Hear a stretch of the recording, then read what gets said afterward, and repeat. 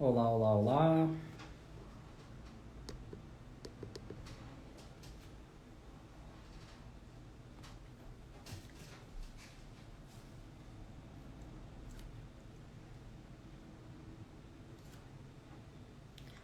E aí, pessoal, começando a live aqui. Cardola, Matheus. Então, 19h30 a gente começa. Já vou chamar aqui o Marcos, só pra gente ir dando início aqui ao bate-papo de hoje. Grande Bruno Boni! Tá aqui o Marcos. Cadê? Aguardando o Marcos Amendi. Atenção. Ah, ele aí, Boa ó. noite, gente. Vou mudar aqui o ângulo da câmera. Agora sim, né? Então, vamos esperar aqui uns 3 minutinhos para a galera ir se ajuntando e a gente começa daqui a pouquinho, explica nosso causa de hoje. Boa noite, gente. Boa noite, boa noite. Tudo bem por aí?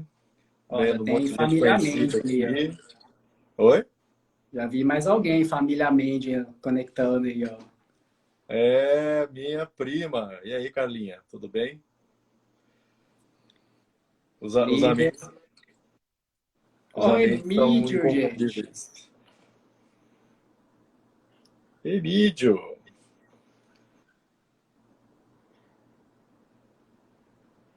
Toca Ah, fundo. grande Alessandro. Oi, gente. Mais 2 minutinhos aí, só para dar no horário, para a gente não começar a falar nada de muito incrível, muito impressionante antes do horário, É, né, André? exatamente, tem. Até porque a gente não pode arriscar muito, né? Blogueirinho de primeira viagem tá foda hoje. É, então vamos aproveitar que não está todo mundo aí ainda e a gente pode só se desculpar pela coisa não ter rolado lá no YouTube, que foi um problema de falta de experiência dos blogueirinhos, meu. Completa e Mas, total falta de experiência. mas na próxima as coisas vão estar resolvidas. É só porque a É, gente. Ou daqui, se fosse amanhã, a live ia estar resolvida também. Mas é. hoje não. Tem 24 horas para resolver o problema. Emílio, direto de Salvador, meu filho. Tá bom. Estamos quase lá. 18 horas, 29 minutos. Horário de Aliás, horário de Manaus. Para a galera que não sabe ainda, o povo que me conhecia como mineiro, como paranaense, eu estou morando em Manaus agora. Então, meu fuso horário é diferente. Manauara mais mineiro que tem lá em Manaus é o Marcos. Né? Curitibano, Manauara mais mineiro de Manaus. Eu sou um curitibano, eu sempre falo para os outros que eu sou um curitibano que está tentando melhorar. Então, eu sou curitibano, mas já morei em Minas, agora estou morando no Amazonas, então eu vou tentando melhorar. 19h30, André. 18h30 em Isso aí. Manaus, então, por favor, dê o pontapé inicial, você que é o host. Eu sou o host, então beleza. Então vamos lá. Pessoal, boa noite para todo mundo. Galera, valeu demais pela quem já está aqui com a gente, né? Então, o que é esse Foto Expresso, né? Para quem não sabe, né? Eu e o Marcos, nós somos ligeiramente viciados em café, né? Então, aí já tem tempo que a gente fala em produzir algum conteúdo junto, fazer alguma coisa na fotografia junta, além das andanças aí no meio do mato, né? E quando era possível, as botecadas, né? Para trocar uma prosa aí de fotografia, né? O Marcos agora, né? Já vou fazer um pequeno jabá dele, né? Tá com uma produção aí fantástica do Canto da Amazônia, né? Então, tá com um material super bacana, assim, tá produzindo alto aí para questão de vídeo, né? Divulgando aí na internet, fazendo live uma atrás da outra, quase um especialista no assunto. E eu, né, há mais de décadas atrás, há mais de uma década atrás, em 2007, 2008, 2009, eu tinha um podcast sobre fotografia, né? Foram 52 ou 53 episódios, né? E a ideia era juntar, né, essa...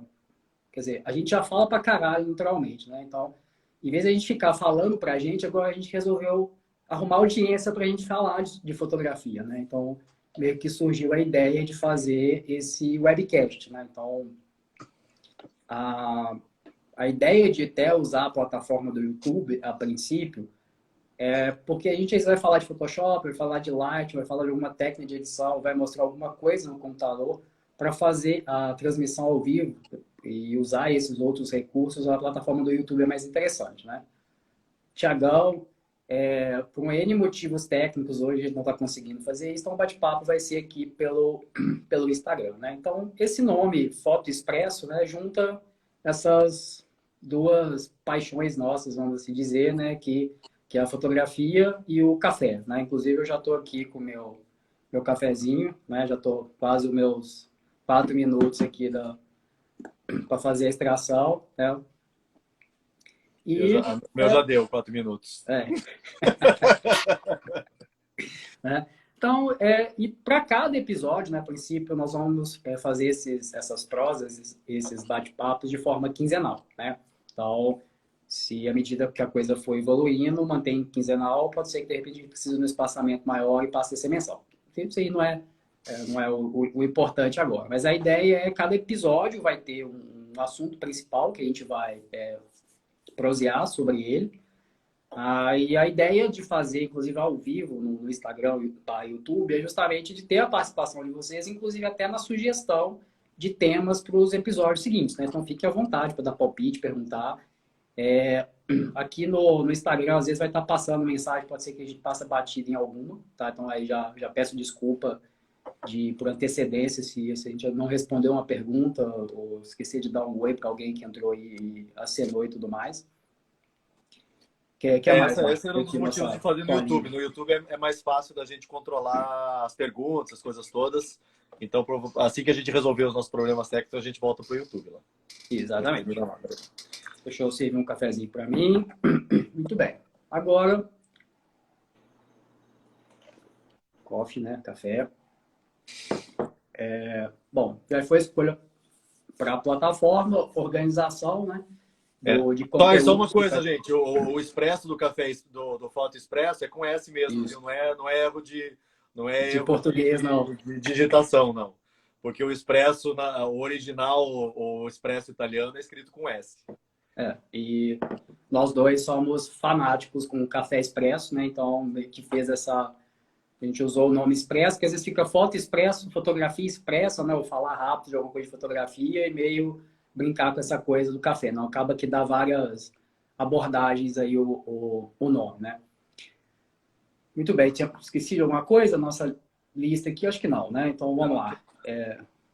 Bom, deixa eu só, então, me apresentar um pouquinho, dar boa noite para todo Isso. mundo também. Ah, Gente, queria só falar um pouquinho, contar um pouquinho mais da minha versão, de onde surgiu o Foto Expresso. É que, assim, eu e o André, a gente compartilha algumas coisas. A gente compartilha o prazer da fotografia, o prazer do expresso, e a gente compartilha o perfeccionismo que a gente tem e a vontade que a gente tem de mergulhar o mais fundo possível nos temas que a gente atua. Então, a gente passa horas falando de café, passa horas falando de fotografia. Então, a gente resolveu juntar as duas coisas num lugar só. E o que a gente quer fazer nesse espaço aqui é basicamente compartilhar um pouco, inclusive muito movidos pelas nossas respectivas esposas, elas ficam aturando a gente conversando sobre as... Acho que elas quiseram, na verdade, poder se... opa.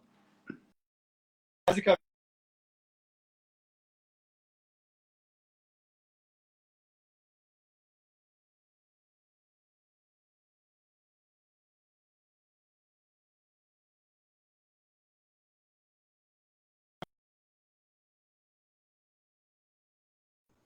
André, você ficou meio travado aqui, André. Não, voltei. Conexão falhou aqui. Ah. Bom, então, não sei o que você já perdeu alguma coisa incrível que eu falei. Eu falei coisas fantásticas, se travou o vídeo, vocês perderam isso agora. Mas é basicamente isso, gente. É um pouquinho. A gente é muito. É meio nerd nessa coisa de pesquisar as coisas que a gente gosta da fotografia. Os dois são perfeccionistas.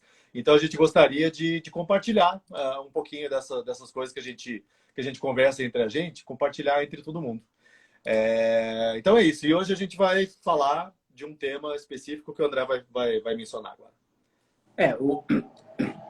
O tema é DSLR versus mirrorless, né? Provavelmente quem já deve estar de saco cheio, vamos assim dizer, de falar isso, né? Mas, pô, André, mas esse tema, né? Não tá batido, não tá, já deu isso, né?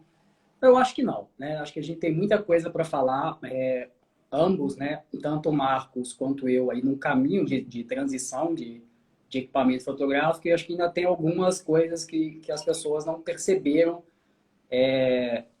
sobre o que está vindo aí de tecnologia, o que isso vai trazer de interessante, quais são as abordagens, o que os fabricantes estão pensando, né? Então, acho que a gente já tem uma experiência interessante nesse assunto para poder falar, né? Até comentar, né? Porque hoje com o YouTube, né, tem muita gente fazendo review de equipamento, tem muita gente emitindo opinião, e como o Marcos falou, a gente é meio nerd, a gente é chato com algumas coisas, a gente é muito detalhista, e acaba que a gente vê algumas coisas e fala assim, não tem condição da pessoa estar falando isso não está certo, não faz o menor sentido, então vamos falar sobre isso, né? Vamos colocar alguns pingos nos is aí e passar esse conhecimento aí para frente, né? Certo? Bueno, bom, então, basicamente, são dois tipos de... Bom, ele fala, eu achei que você ia entrar no assunto agora. Mas beleza, gente. A DSLR e mirrorless são dois tipos de câmeras, para quem não está habituado, né? E elas funcionam internamente de uma forma um pouco diferente. E basicamente a DSLR ela significa Digital Single Lens Reflex, que ela é uma derivada da SLR. Isso aqui é uma SLR, que é uma câmera reflex de filme, né? Essa é uma Nikon, uma F3, ainda do tempo que eu estava lá vivendo a minha pré-história da fotografia. E essa aqui é uma SLR. Quando as câmeras se converteram em digital, virou a DSLR. Então, essa é uma Nikon Single Lens Reflex também. Então, é uma lente digital, é uma câmera digital, que ela tem uma só lente tanto para visualizar o que você vai fotografar, quanto para fotografar, para fazer a foto, tá? Fala aí, André, completa mais. E essa daqui é uma mirrorless, né? Como vocês podem ver, né? Eu tiro aqui a lente, já está direto no sensor, não tem aquele espelho mais, não tem mais aqui aquele elemento óptico para fazer o viewfinder, né? E até o LCD interno aqui é ótico, né? Então, o que você vê no LCD é a mesma coisa que você vê aqui com todos os recursos que a gente tem no LCD, né? Então, praticamente, qual que era a ideia? De diminuir uma peça mecânica no conjunto. Nisso vem o primeiro preconceito que se tem com relação às mirrorless, é que elas são equipamentos menores, né? Se você olhar aqui na minha mão, eu tenho uma Fuji X-T4, que é uma câmera APS-C, né? Tá longe de ser uma câmera extremamente compacta, até pelo peso. E se a gente pegar determinados conjuntos de lentes, principalmente lentes f2.8, 1.2, 1.4, né? São lentes grandes. Eram lentes grandes no DSLR, continuam sendo lentes grandes no mirrorless. Pegar as teleobjetivas, né? 200, 300, 400, 500, 600 e alguns modelos de 800. As versões DSLR, as versões para câmeras mirrorless são tão grandes, a equivalência é mínima e você vai ter a diferença pequena, 1, 2 quilos. Pode fazer diferença? Pode, mas não vem com aquela coisa assim, vou migrar para mirrorless e vai ser tudo mais leve, vai ser tudo menor. Não cai André, deixa eu falar aqui, porque eu fiz meu dever de casa nesse tema. Gente, Ah, eu peguei 3 kits aqui, um kit Nikon, um kit Canon e um kit Sony. Nikon e Canon DSLR e Sony mirrorless. Mirrorless é basicamente sem espelho, né? Então, eu peguei um kit que é o kit o Dream Team das marcas, que são as lentes desde super grande angular até a 70-200, tudo 2.8. Então, eu peguei equivalente à minha D850, que é uma câmera pesada, a 24-70 2.8, 70-200 2.8 e no meu caso a 14-24 2.8, tá? Da Canon, eu peguei a 5D ESR, também é 24-70 2.8, 70-200 2.8 e 16-35 2.8. E da Sony, a 7R4, que é uma câmera equivalente, né? As funcionalidades, resolução, as coisas todas. E também 24-70 2.8, 70-200 2.8. E no caso da Sony, é uma 12-24 2.8. As mirrorless, a Sony, esse conjunto mirrorless de câmera e lentes, ele fica com 3,878 kg, tá? Da Nikon, que é a marca que eu uso com mais frequência e que eu tenho essa afeição a ser burro de carga, esse mesmo kit fica com 4,415 kg. Então, ele tem 537 gramas a mais. A câmera e 3 copos. E da Canon, ela tem exatamente... A Canon tem 42 gramas a mais... Aliás, 42 gramas a mais do que o kit Sony. Então, basicamente, Canon e Sony é o mesmo peso. Nikon fica com meio quilo a mais, porque as lentes da Nikon são um pouco mais pesadas. E o corpo da D850 é um pouco mais pesado também. Então, peso é basicamente a mesma coisa. então, peso a gente já desmascara. Óbvio, vai ter combinações de lente, dependendo do que você está fazendo, que você pode conseguir um kit mais leve e realmente economizar 1 quilo ou mais que 1 quilo. Mas não é o consenso geral. Então já fica por isso aí. O segundo ponto... O lance é que a câmera mirrorless é sempre mais leve. É a mais leve de todas. Mas as lentes, não. As lentes é o mesmo esquema. Compensa o peso da câmera, compensa nas lentes. Que algumas lentes da mirrorless são mais pesadas do que a da DSLR. Exatamente, né? E a outra coisa que as pessoas têm que ficar atentas na questão do mirrorless é a durabilidade de bateria, né? Que é porque agora, como é tudo eletrônico, né? Você não tem mais um visor ali óptico, que você pode, às vezes, estar trabalhando numa composição até com a câmera desligada, né? O VR da lente só vai ativar quando você, efetivamente, né? O estabilizador óptico da lente só vai ativar quando você pressionar o botão para fazer a foto ou começar a rastrear, no caso de vida selvagem, esporte e tudo mais. Na mirrorless, isso tudo vai estar ativado ao mesmo tempo. Então, você vai ter um LCD que vai estar funcionando ao mesmo tempo. Se a lente for estabilizada e o estabilizador óptico estiver ativo, esse estabilizador vai estar funcionando o tempo todo. Então, o visor agora, a telinha que você coloca o olho na câmera, é uma mini tela. Vai ficar ativa boa parte do tempo, né? Então, você tem N recursos na mirrorless que consomem bateria. E pela ideia de tentar fazer um corpo menor, vários modelos de DSLR, principalmente as mais antigas, possuem uma bateria que tem uma capacidade menor que o equivalente ao DSLR. Então, você já tem câmeras que consomem mais eletronicamente com a bateria que oferece menos energia. Então, o consumo de bateria, tipo assim, não tem como hoje você pensar no mínimo de alguma coisa profissional com a mirrorless se você não tiver pelo menos 3 a 5 baterias para falar que você vai ter um sossego com aquilo, né? Os fabricantes perceberam isso, então, alguns modelos já aumentaram a capacidade da bateria para fazer esse contraponto do gasto, né? Mas a gente olhar hoje, um dos grandes calcanhares do mirrorless é o consumo de bateria, né? O Marcos tem até um caso para falar. Deixa eu até contar que, na verdade, não é simplesmente você ter o número correto, o número suficiente de baterias. Eu fiz uma expedição em 2018 na terra indígena Raposa Serra do Sol, que foram 10 dias batendo perna, a gente caminhou, foram 80 e poucos quilômetros caminhada, mais algumas partes de voadeira, foram 150 quilômetros que a gente caminhou. E eu levei uma Nikon para fazer com uma lente, com uma teleobjetiva para fazer as fotos de fauna, de vida silvestre. E eu levei a Sony, a 7, a A6500, essa aqui, eu levei ela para fazer todo o resto. Então, eu tinha uma lentezinha mais compacta, uma 1805 e tal, para fazer toda a foto dos outros temas, né? E filmar essas coisas todas. E me ferrei, porque não tinha onde carregar. Eu não conseguia carregar as baterias todo dia.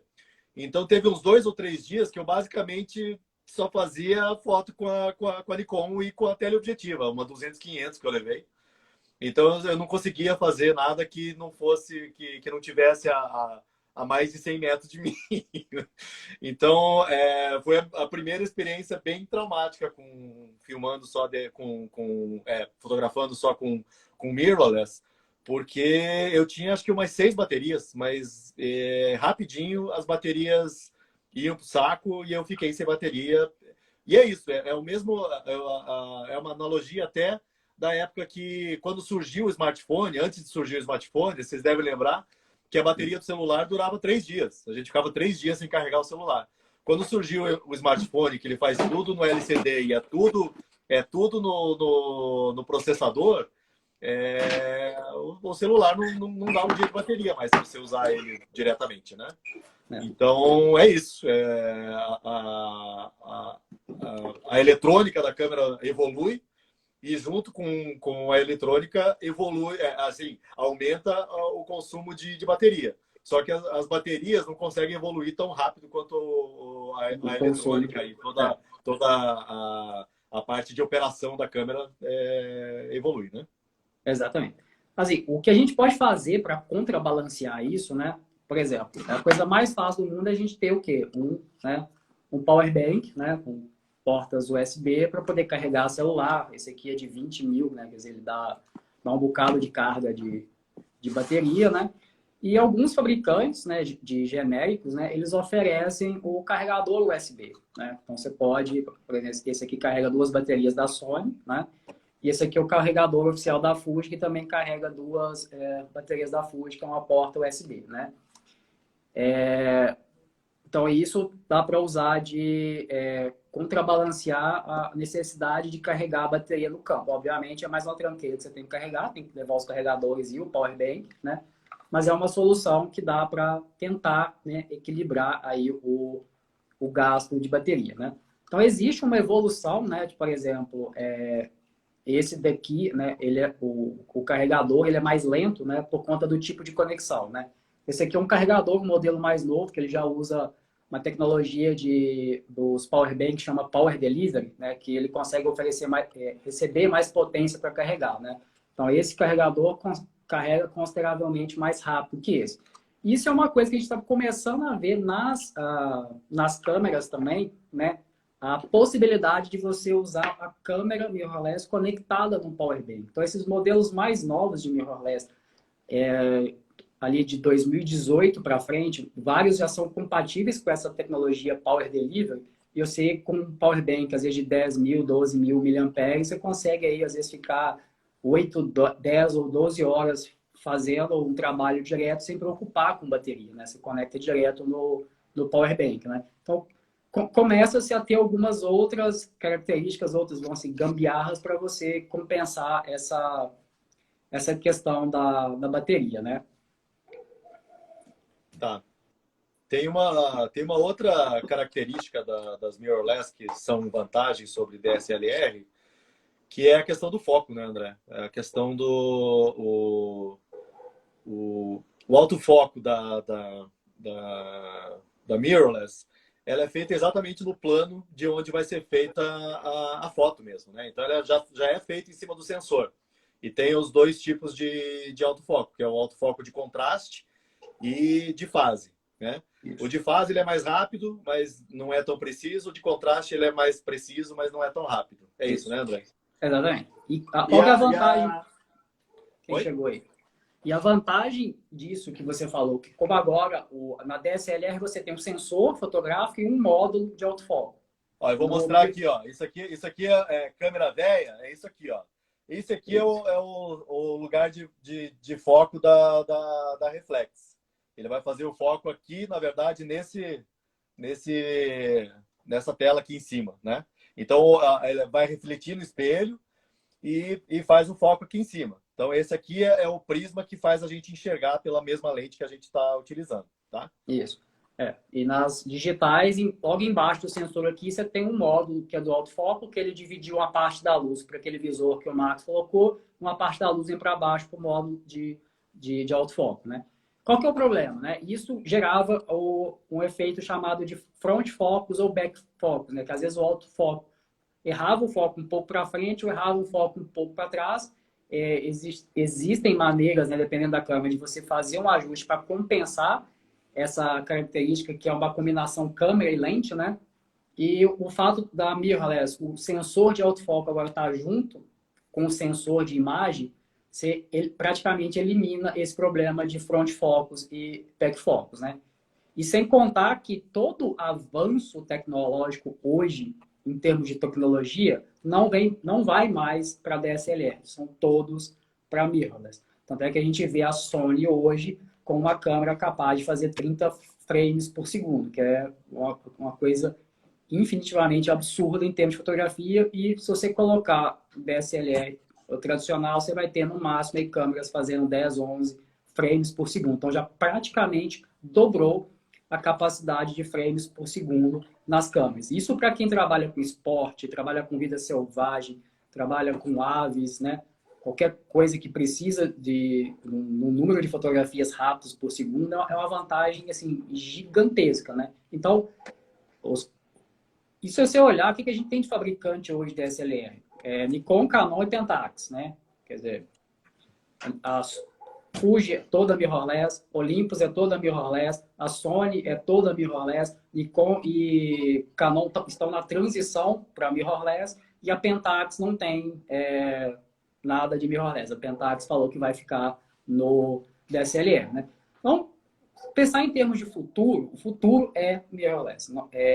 Gradualmente agora a gente vai ver os carros-chefes de câmeras DSLR não sendo mais lançados e sendo substituídos por equivalentes mirrorless, né?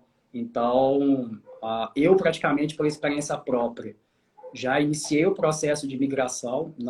Eu só tenho mais um corpo DSLR que eu já vou anunciar para vender e vou ficar 100% com o corpo mirrorless. Mas eu estou no intervalo entre a DSLR e a mirrorless. Exatamente, eu estou nesse meio aí também, mas já está assim, já dei um passo mais definitivo que é aquilo ali, né? E as lentes, né? Mas eu consigo usar as lentes? Sim, existem adaptadores, que inclusive com autofoco, né? Então, dá para usar, por exemplo, se você pegar uma câmera da Canon, com o adaptador da Canon e lente Canon, feita para DSLR, você consegue usar, né? Na mirrorless sem nenhum problema, né? Agora, adaptar, por exemplo, é possível usar lentes Canon em corpo Sony. Funciona razoavelmente bem. Olha aqui, gente.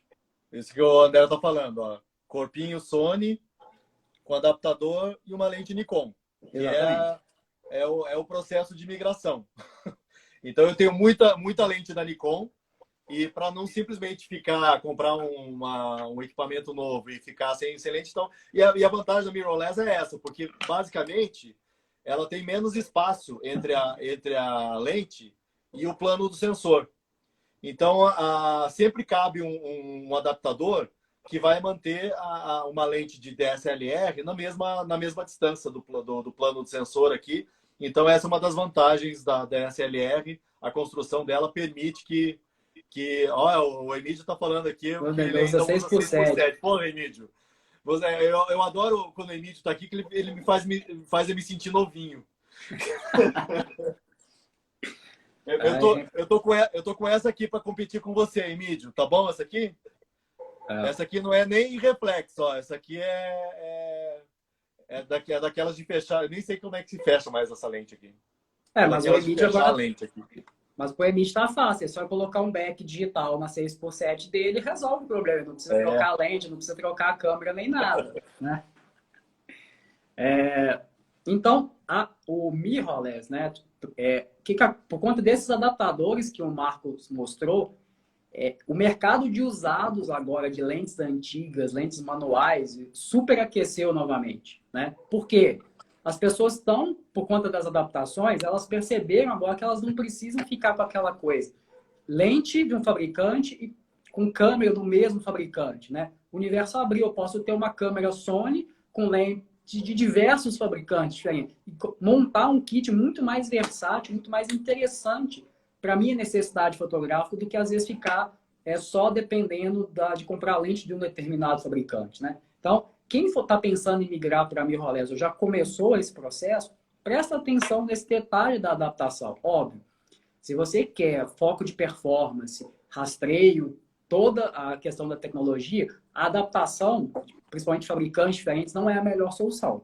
Mas para quem não precisa de toda essa velocidade, toda essa precisão de alto foco, principalmente fotógrafo de natureza, foco manual, foto ali em cima do tripé, tem tempo para compor, foto de produto, dependendo do retrato, dependendo da maneira como você está conduzindo o seu tipo de fotografia, uma lente manual resolve muito bem. E tem lentes antigas aí que são excelentes, são lentes extremamente nítidas, lentes com contraste fantástico, com características óticas que muita lente moderna não tem. Então dá para aproveitar muita coisa, produzir um kit muito mais versátil do que a gente tinha com o DSLR.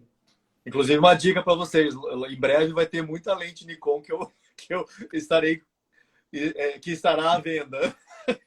Eu vou migrar, eu tô migrando para a Sony porque o Alessandro o Toca Fundo lá tá dizendo que a gente precisa agora uma expedição mirrorless para o Peruaçu. Bora! Demorou. Dá para começar fazendo uma na Amazônia, Alessandro. Mas na verdade, Marcos, se essa expedição for em 2022, vão ser 10 anos a primeira, né? Então dá... foi 2012, né? É verdade. Foi 2012, vamos comemorar 10 anos da expedição Peruaçu. Para quem não conhece, gente, o Vale do Peruaçu, o Parque Nacional Cavernas do Peruaçu, para mim é um dos lugares mais lindos do mundo. Não é nem só do Brasil. Então é em Minas, ou no norte de Minas, conheço lá. A Ju quer ir também. Bora, Ju. Bora, Ju. E nisso que a gente falou, dessas questões de adaptação, né? Por exemplo, como eu citei, a Sony A1, recém-lançada, ela chega a míseros 30 frames por segundo, né? Né? Que é louco. Gente, você imagina um sensor de 50 megapixels fotografando em RAW a 30 frames por segundo. Cara, cartão de 32 GB, esquece, não dá. Pode comprar 64, 128, 256, já tem cartão de 1 terabyte, porque vai ser arquivo pra caralho e haja HD para armazenar essas coisas, né? E ela filma em 8K e faz 4K em 120 frames por segundo. Então ela faz slow motion em 4K. Então o bicho consome cartão mesmo. A Laura, que foi aluna minha da Fumega, falou que tá com 5 HDs lá, com um monte de coisa de backup, porque quem me conhece sabe que eu sou paranoico com esse negócio de backup. Mas essa coisa de HD que a galera não tá percebendo com essas câmeras, por exemplo, a Fuji tem agora, já tem um tempo, sensor de 102 megapixels no médio formato digital, né? Fez ontem até 150 megapixels, tem sensores maiores.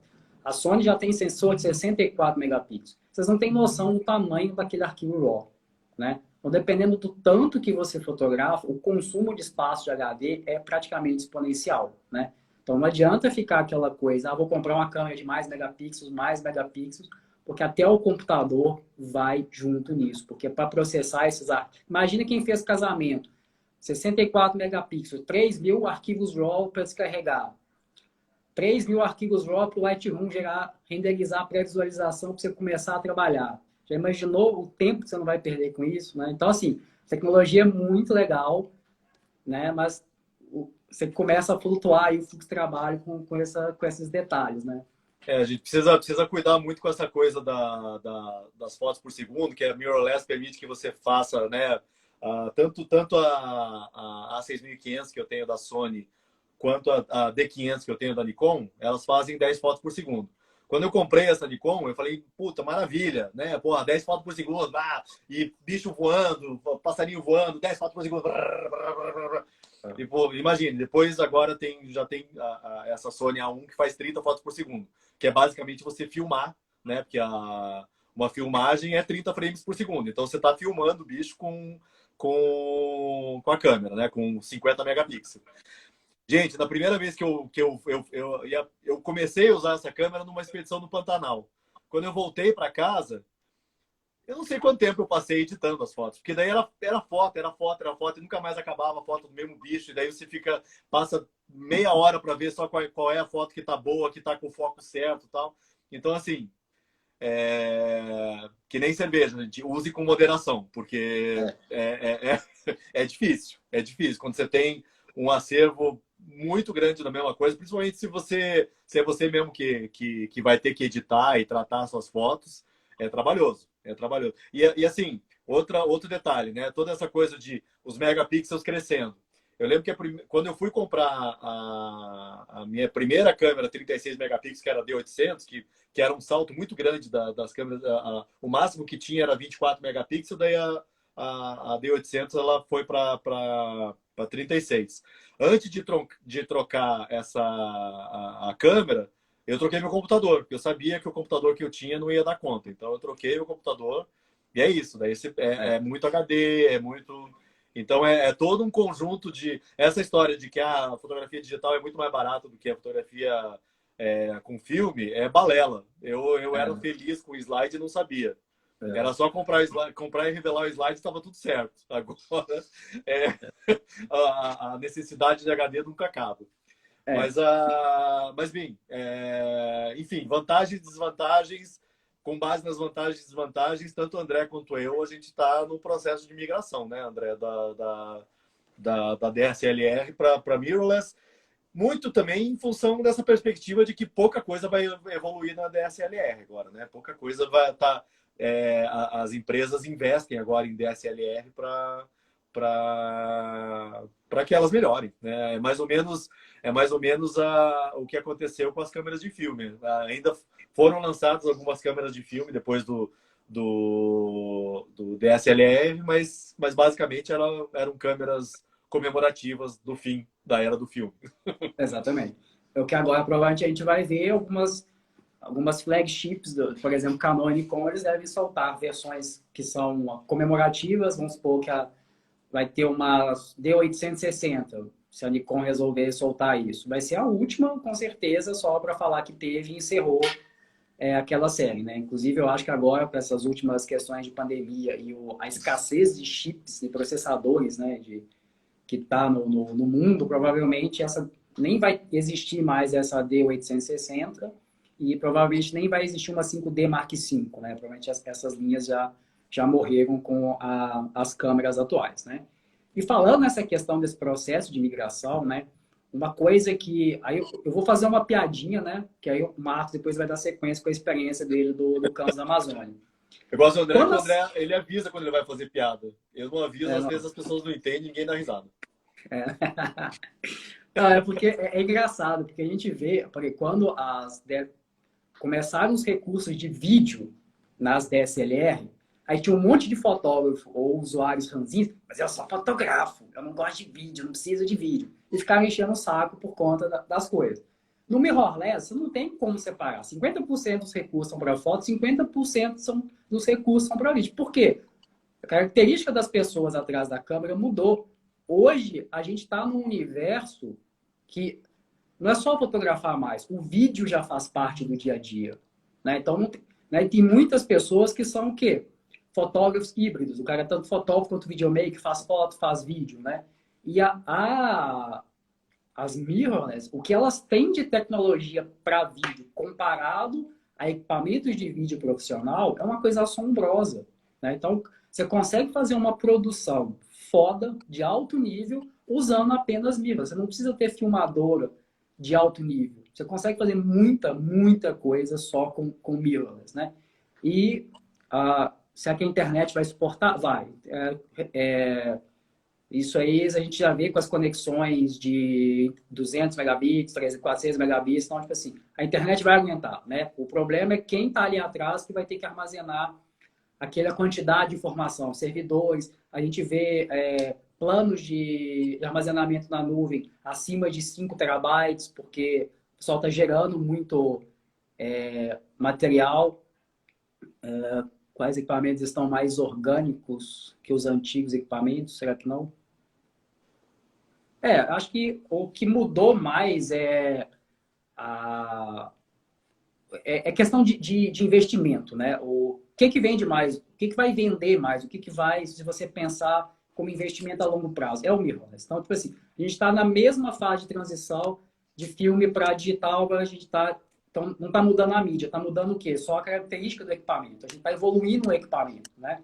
E o custo da mirrorless, ele é relativamente, pelo que eu já vi, ele é relativamente mais baixo de produzir do que a DSLR, porque ele tem menos partes mecânicas, né? Então, você tem uma linha ali um pouco mais enxuta nesse aspecto, né? Então, eu não sei se o Estevão, eu não sei se eu consegui responder sua pergunta, né? Mas vai acompanhar, né? E a questão de falar de vídeo, né? Que agora você não compra mais uma câmera fotográfica pensando nas características de câmera, né? Tem as características de vídeo que você vai tomar e a diferença brutal do que o que você tem de recurso de uma DSLR para uma mirrorless para você fazer qualquer filmagem, né? Então o Marcos tem uma experiência interessante disso, né? Que ele agora na produção do Cães da Amazônia. Então, alguns anos para cá, basicamente de 4 anos para cá, que eu comecei a me relacionar com a minha atual esposa, né, que é a Carol.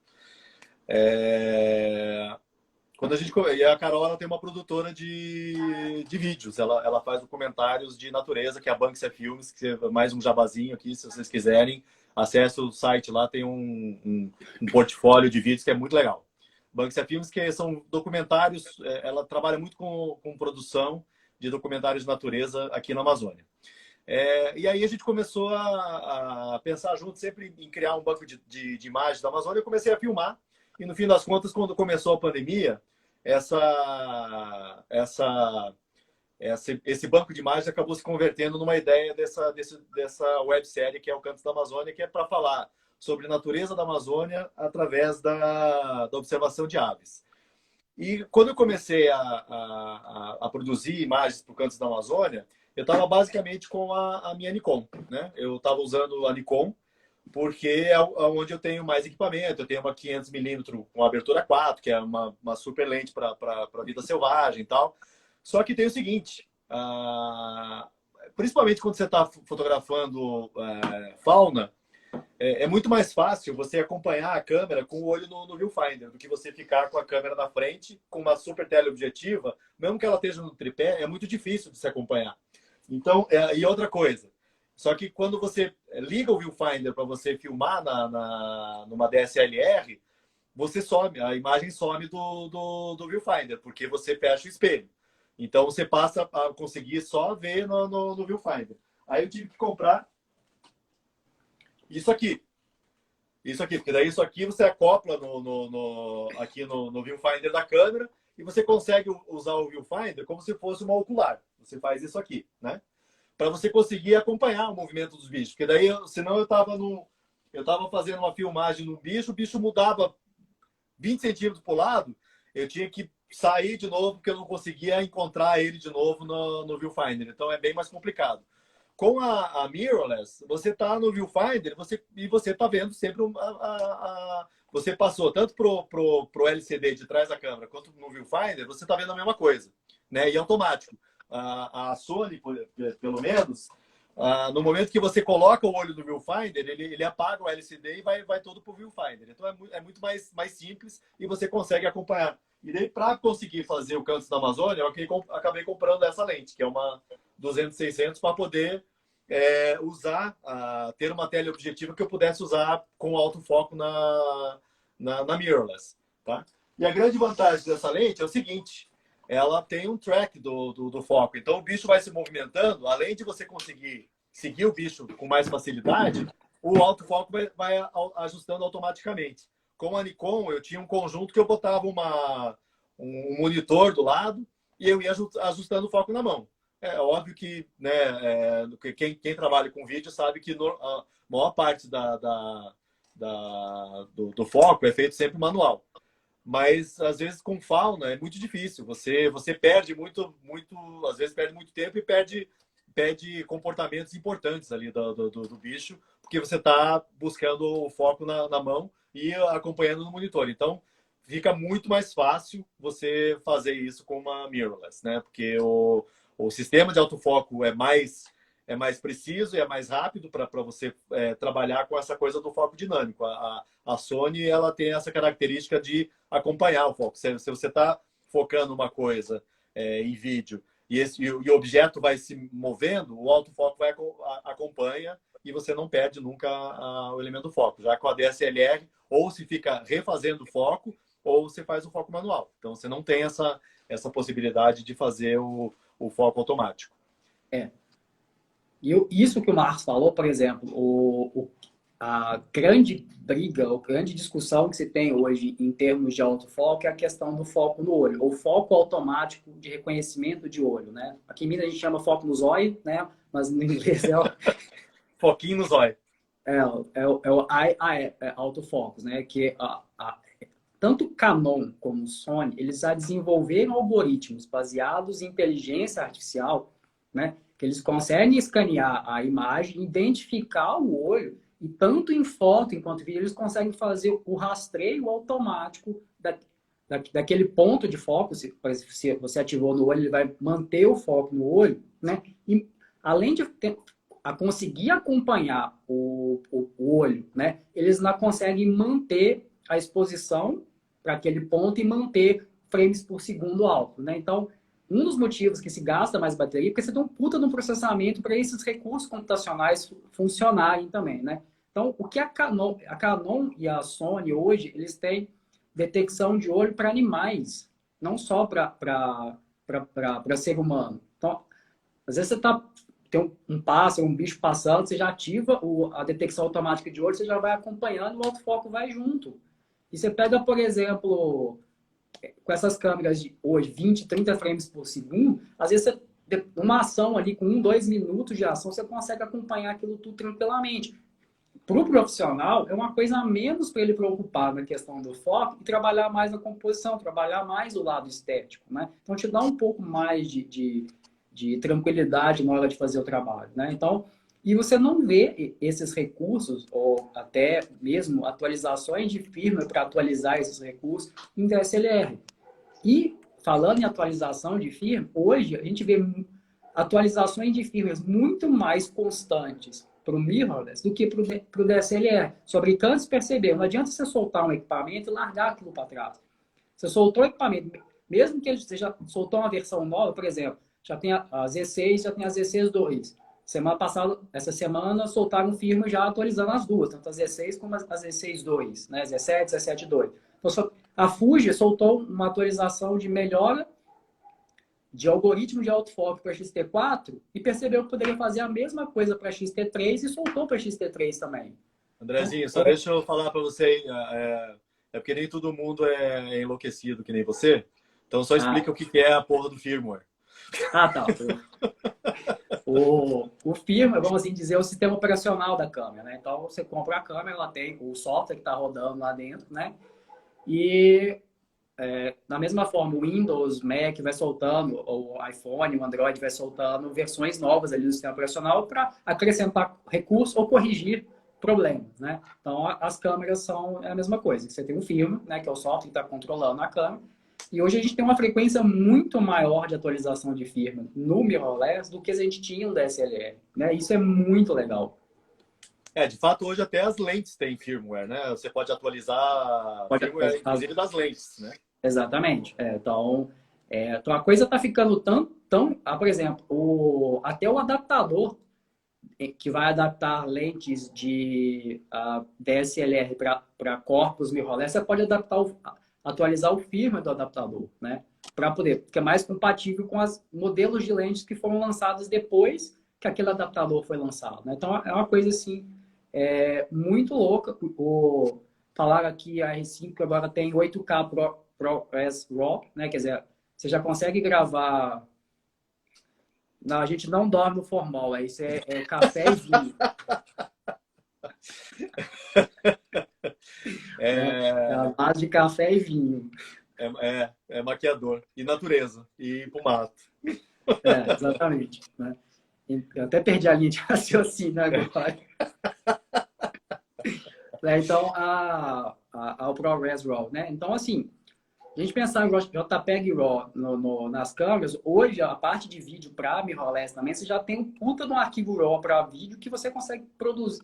Ter um arquivo bruto de vídeo para você editar depois, fazer um puta de um color grade, fazer uma imagem mais cinematográfica, fazer o que você quiser com aquele vídeo para ter o resultado que você imaginou do seu projeto, né? Então, assim, não adianta falar, tipo assim, o DSLR vai demorar a morrer pelos anos que tem no mercado. Se nem o filme morreu ainda, que dirá o DSLR, né? Vai, assim, uma fase muito longa. Mas o futuro é o mirrorless. Não adianta querer insistir. E eu acho que quem trabalha profissionalmente, que faz dinheiro com a fotografia, ele tem que estar mais atento a isso. O cara que é hobbyista, ele é mais fácil de tomar as decisões. Óbvio, tem muito hobbyista avançado, equipamento melhor, profissional, mas não é o ganha-pão dele, né? Então, às vezes, ele pode se dar ao luxo de esperar um tempo maior de atualizar equipamento. O cara que trabalha com fotografia ou trabalha com vídeo, ele tem que estar mais atento a essas tecnologias, porque isso pode dar um retorno muito positivo para o trabalho dele, facilitar muito a vida dele com essas Gente, tecnologias. deixa eu só dar boa noite. Nossa Senhora, o Almir Narayamoga, que apareceu aqui, é o grande cacique Almir Suruí. Um grande amigo lá de Rondônia. Grande amigo de Rondônia. É uma grande personalidade. Boa noite, Almir. Que coisa boa ver você por aqui. Almir é um cacique indígena Suruí. Grande amigo. A gente trabalhou 3 anos junto num projeto, né, Almir? Até hoje tem o colar que eu ganhei de você. Bom, pausa para dar uma dietada no Almir aqui, que fiquei feliz que ele apareceu.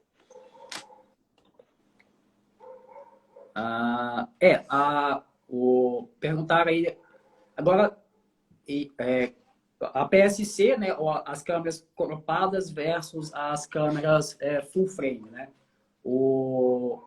Existe uma tendência, né, de toda a maior parte da tecnologia, se você olhar a Sony, a Canon e Nikon, de serem investidas para câmeras com sensores full frame.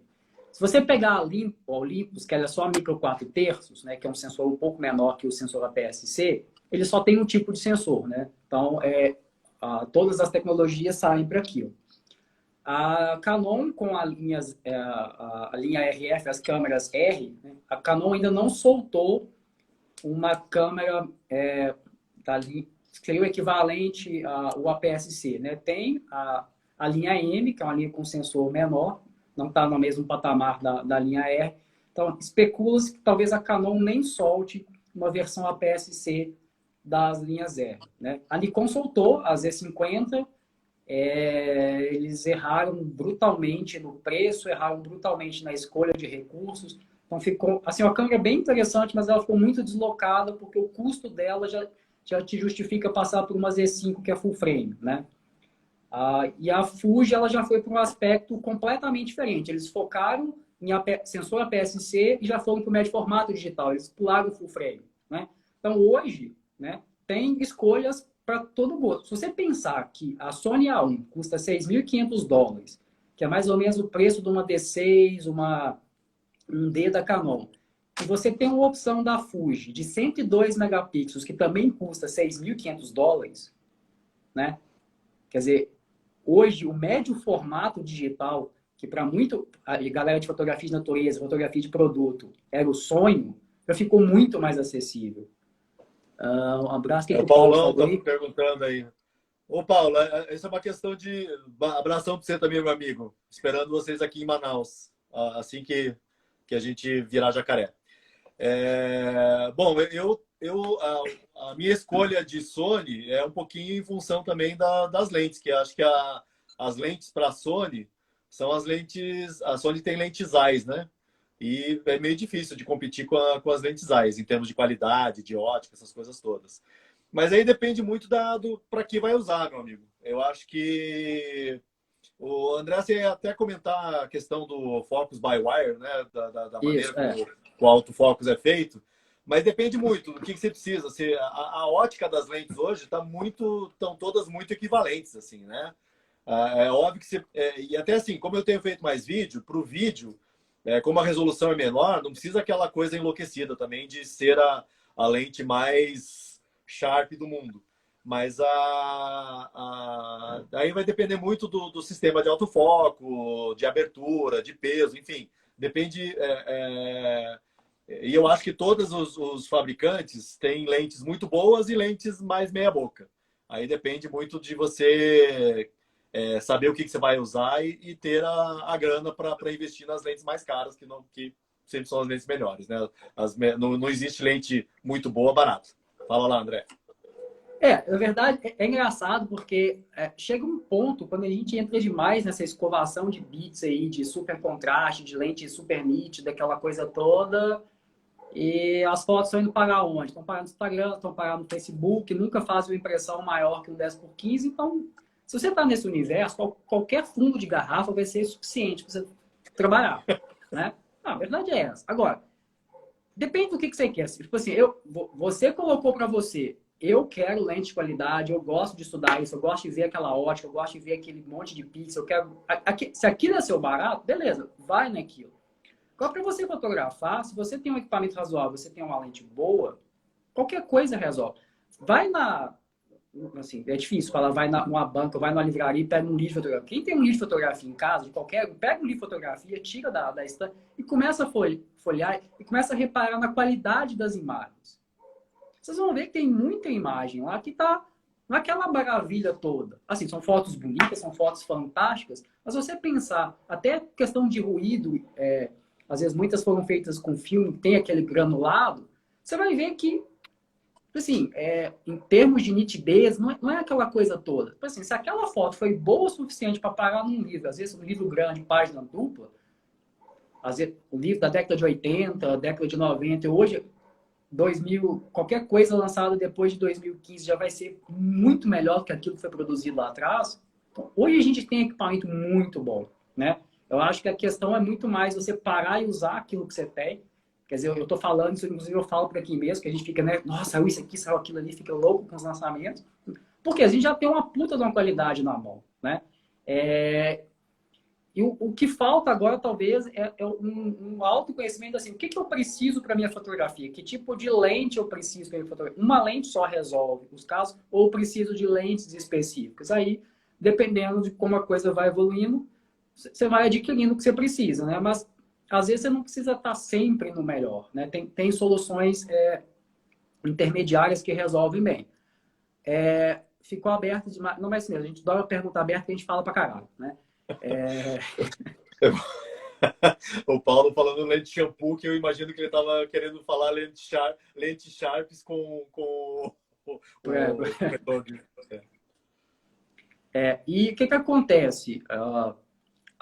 Por exemplo, sharp, não chamo. Mas quando a gente olha, por exemplo, determinadas pessoas, por exemplo, o fotógrafo de vida selvagem, ou quem mora numa região de floresta úmida, ou fotografa na neve. Um equipamento que tem uma melhor resistência à intempérie, então uma selagem maior à água, poeira, chuva leve, é mais interessante por conta da característica de trabalho dele. Então, às vezes, justifica para ele pagar mais caro por conta daquilo. Agora, quem fotografa, às vezes, só em estúdio, só produto, no local fechado, você vai tomar uma chuva, consegue botar um guarda-chuva, consegue colocar uma capa na câmera. Então, a característica do equipamento pode ser um pouco diferenciada por conta disso, né? Então, é tudo uma balança. O que você precisa? Acho que talvez o mais difícil é a pessoa saber o que eu quero, né? O que eu preciso, tá até aí. Tem um monte de gente dando palpite, né? Eu queria uma Ferrari, eu preciso de uma Ferrari, né? Então, acho que vai... A minha percepção, né, nesse campo é o seguinte, gente. E acho que finalmente eu atingi maturidade na vida, né, aos 53 anos de idade, para sacar que a câmera é uma ferramenta, né? Então, e você tem que saber para que você quer a ferramenta que você vai, né? Qual é o problema que você quer resolver com aquela ferramenta. Se você vai fotografar para colocar só foto no Instagram, então provavelmente você não vai precisar da maior resolução de todas, da lente mais mais shampoo de todas, como diria o Paulo, né? A lente mais sharp de todas. Agora é a lente mais shampoo. E é basicamente isso. Você precisa, o equipamento precisa evoluir a partir do momento que você evolui o que você quer daquele equipamento, né? O equipamento ele precisa ser capaz de gerar a fotografia que você quer. Hoje, como eu estou fazendo tanto fotografia estilo quanto vídeo, eu estou no processo de migrar para mirrorless, porque para vídeo ela é muito, muito melhor. E, obviamente, de fato, para fotografia, eu ainda acho um pouco mais problemático usar a mirrorless, basicamente por causa dessa coisa da bateria. Porque a Nikon, dependendo do que eu vou fazer, se vou fazer paisagem, alguma coisa assim, normalmente uma bateria dá para fotografar o dia inteiro. Agora, a Sony precisa ficar trocando bateria cada 1h30, porque ela está o tempo todo utilizando o LCD e está consumindo muita bateria. O Estevam tinha perguntado lá da baioneta da Nikon lá atrás, e eu vou tentar resgatar as perguntas que eu vi passando aqui, porque daqui a pouco a gente termina, porque vai dar 1 hora, né? Eu acho que a Nikon ela teve uma boa intenção e uma cagada na época das DSLR, que ela manteve a mesma baioneta das lentes antigas. Então, tipo, você pode usar eu posso usar a minha D850, que é uma câmera de última geração da Nikon, com a lente 50mm 1.4 que eu tenho, que é de foco manual. E a câmera reconhece, você consegue ajustar a abertura e ela mantém a compatibilidade. Mas ela, como a baioneta é muito pequenininha, é muito problemático, por exemplo, de eu adaptar as minhas lentes Nikon agora, as autofoco, para a Sony, que ela é muito mais limitado do que a adaptação das lentes da Canon, por exemplo, né? Tem alguma coisa para comentar disso daí? Mas ele falou o André teve experiência com a baioneta da Nikon mirrorless. Eu não tive. Eu não comprei mirrorless Nikon. Eu comprei a Z6, né? E provavelmente eu vou migrar para a Sony, né? Então eu vou desfazer todo o meu equipamento Nikon e passar. Eu vou ficar com Fuji e vou ficar com Sony, né? E o que o Marcos falou, né? Quem foi meu aluno da Fumex sabe que eu sempre falei isso. A câmera é uma ferramenta, né? E quando eu comecei a fotografar, que a gente via nos fóruns de discussão, sempre ficava aquela coisa. Se você usa Canon, você tem que ter tudo Canon. Você não pode ter uma Canon ou uma Nikon. E o mirrorless, como agora você pode usar a lente de tudo quanto é fabricante, o pessoal percebeu que a câmera é só uma ferramenta. Se eu posso ter um kit Sony que me resolve muito bem uma coisa, posso ter um outro kitzinho Fuji que me resolve muito bem outro ponto, que são dois estilos de fotografia diferentes, e eu posso trabalhar com os dois em conjunto, por que eu não posso trabalhar com duas marcas de equipamento diferentes? Sendo que no vídeo a galera faz isso demais. Você não vê a galera eletricista brigando se a furadeira é Bosch ou se a furadeira é Makita, né? Os caras pegam a ferramenta e usam, porque é uma ferramenta, né? E na fotografia fica aquela galera de discussão de futebol, né? Eu sou Canon, eu sou Nikon, eu sou Sony, né? E fica essa loucura toda. E, assim, gente, é ferramenta. A não ser que seja a não ser que você seja patrocinado. Por exemplo, se a Canon resolver me patrocinar, eu sou Canon desde criancinha, melhor equipamento do mundo. Mas eu não sou patrocinado pela Canon, né? Então, mas ela que não queira patrocinar te dando uma 50mm 1.8, né, André? Que venha com uma 600mm 4. Exatamente. Porque a 50.8 não me serve para nada. O Matheus falou uma coisa interessante aqui, que é essa coisa do barulho, né, do disparador. Para quem faz foto de fauna, você sabe, várias vezes aconteceu uma vez, eu morava numa Mirauá e vinha um capim flutuante chegando na pousada com um filhote de jaçanã todo bonitão assim, e eu fiquei com a câmera preparada. Eu falei, bom, eu vou fazer uma foto, porque a hora que ele ouvir o barulho do disparador, ele vai vazar. E foi exatamente isso.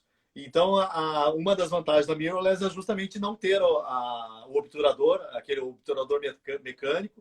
Você pode entrar num modo silencioso que você fotografa sem ninguém nem ouvir que você está fotografando, né? Então, é uma outra vantagem da mirrorless. Na verdade, eu vou corrigir o Marcos. Na verdade, ela tem o obturador mecânico. Na verdade, você pode usar ou não o obturador mecânico. O que ela não tem é o espelho, né? Ah, verdade, Isso sim, que é chama verdade. mirrorless, né? Mas ela tem a possibilidade do e-shutter também, né? Exatamente. De você usar ela no modo silencioso. E isso que é a pegadinha, tá, gente? Todas esses frames por segundo, 20 frames por segundo, 30 frames por segundo, são no obturador eletrônico, não é no obturador mecânico. E o obturador eletrônico, dependendo do tipo de imagem que você está fazendo, ou dependendo do tipo de, principalmente iluminação artificial em estádio, você tem o problema do flicker, você tem o problema do running shutter. Acho que eu nem vou entrar nesse detalhe, porque daqui a pouco a gente tem que encerrar a live por conta do tempo, né? Mas quem for migrar para mirrorless, que faz fotografia de esporte, que faz muita coisa indoor, tem que ficar atento ao rolling shutter e ao flicker por conta da iluminação, que o obturador eletrônico ele tem algumas características com isso que pode dar problema na imagem. Bom, gente, que mais? Que mais? Alguém mais tem alguma pergunta? Acho que estamos chegando no final, né? Na verdade, eu queria falar o seguinte: quem tiver pergunta, né, ou ficar alguma dúvida, manda essas perguntas para a gente pelo Instagram ou posta lá no YouTube, porque a gente pode também, daqui para frente, por exemplo, a gente vai ter os episódios que a gente vai ter um assunto definido, mas a gente pode fazer também episódios só para tirar a dúvida que vocês mandaram. Né? Então, se vocês Isso. mandarem dúvida, manda sugestão de assunto, isso vai ajudar a gente na elaboração do restante das coisas. Só não manda sugestão de assunto muito difícil, tá? Senão a gente vai É, ter que ficar estudando. Então manda sugestão de assunto facinho. exatamente. Bom, gente, então, obrigado para todo mundo. Só fazer o jabazinho. Se quiserem entrar lá no YouTube, as próximas lives, se a gente não fizer nenhuma outra besteira, a gente vai fazer pelo YouTube, porque o YouTube vai dar mais flexibilidade para a gente colocar outros conteúdos na tela, colocar alguma coisa, exemplos de fotografia, essas coisas todas, vai ser melhor. Acompanhem lá, se inscrevam no canal do Cantos da Amazônia, youtube.com/Cantos da Amazônia, que é essa websérie que a gente está fazendo, que a Banksia Film está produzindo aqui em Manaus, são episódios curtinhos de 5, 6 minutos sobre natureza amazônica através da observação de aves, tá? Siga lá. Ó, A Fabiana apareceu um papo sacaneando a gente. gostoso. Emílio, um abraço, meu amigo Alessandro Tacafundo. Morrendo de saudade de vocês. Vamos fotografar junto logo. Espero que todo mundo vire jacaré logo. Fala aí, André. Bom, eu vou aproveitar e fazer meu jabá também, né? Eu tenho uma parceria com uma escola de fotografia que chama Nucleofac, né? Lá do Beto Eterovic, Amador Dorella, o Guto, né? E agora, o próximo curso que eu vou ministrar vai ser a 5ª turma do curso de backup, né? Então, quem está produzindo muito arquivo, quem está ficando com HD cheio, ou quem tem aquele monte de HD e já perdeu o controle dos seus dados, né? Que precisa criar uma estrutura de backup. Então, eu estou com um curso lá dessa questão de backup. O que você queria saber sobre backup e mais alguma coisa tá nesse curso, né? Para ajudar a galera a direcionar melhor essa vida do mundo Tem um digital. testemunho que o André nem sabe. Eu tenho um testemunho para dar desse curso do André, porque o André ele fez uma consultoria para mim. E eu acabei de ter o meu acervo de imagens salvo, porque ele está em RAID 5. Porque mais um HD daqueles Airwolf deu pau, André. Mandei para a Seagate agora. Então, assim, vale a pena, gente, porque todo o meu acervo estava num conjunto de HDs aqui e eles só se salvaram agora porque eu segui as orientações do André. Então, vão lá nesse curso de backup, porque não adianta nada você ter a melhor máquina fotográfica, a melhor câmera, a melhor lente, se você bota tudo no HD que vai falhar depois. Então, vai lá que o André vai ensinar vocês a salvar direito os HDs de vocês, as imagens de vocês. Exatamente. Israel, meu amigo, um abraço para você também. Até tô vendo que você tá de drone agora, Israel, fazendo umas imagens fodas aí. Ó, mais um aí com zóio no céu. Então tá, gente. Então é isso. Obrigado. Boa noite para todo mundo. Aí, pessoal, daqui 15 valeu. dias, daqui 2 quinta-feiras, a gente está de volta. Daí, certamente, a gente vai estar no nosso canal do YouTube, que daí as coisas vão funcionar. E vai ser melhor, inclusive, no YouTube é mais legal da gente ver a sequência de perguntas e salvando. A gente pode colocar na tela também. Vai ser melhor, tá? Sim. Mas pessoal, obrigado pela presença e pela paciência de todo mundo aí. Lá, Pretinha, Vâniazinha, querida, beijos para você também. Boa noite, gente. Beijo. Boa noite, gente, pessoal. Abração para vocês. Tchau, tchau. Tchau, tchau. Valeu. Onde é que eu saio daqui? Vamos ver aqui. Vamos aprender como é que faz esse negócio aqui.